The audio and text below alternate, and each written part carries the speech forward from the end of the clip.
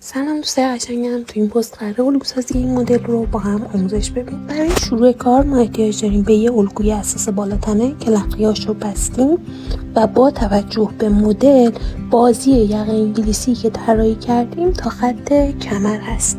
بعد از طراحی یقه انگلیسی از خط CF روی دکمه خورد 6 تا 7 سانت داخل الگو میشیم و علامت میزنیم. این 6 تا 7 سانتمون رو میایم تقسیم بر 2 میکنیم و مجدد علامت میزنیم. حالا از این 1/2 که علامت زدیم میایم یک خط رسم میکنیم به ابتدای پنس کنفورمون.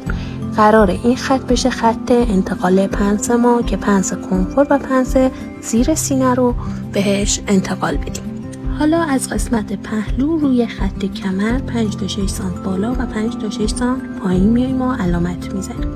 اگر خواستید حجاب کارتون بیشتر باشه، به اصطلاح لباستون پوشیده تر باشه، میتونید 3 تا 4 سانت هم علامت بزنید.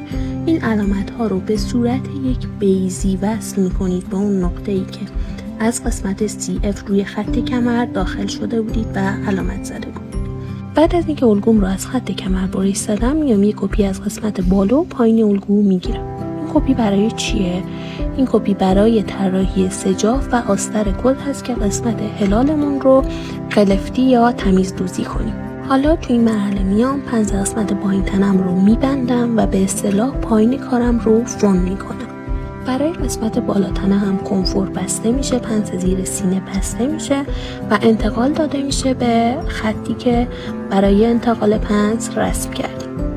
حالا میایم زیر کارمون کاغذ میچسبونیم و پیلیمون رو به سمت CF تا میکنیم. این کار برای اینه که ما موقع برش کم نیاریم و پیلیمون جای درستی بنشینه. خب دوستای قشنگم، اینم از الگوسازی این مدل. امیدوارم که مورد پسندتون بوده باشه. برای حمایت از من و دیده شدن پیجم لایک و کامنت رو فراموش نکنید.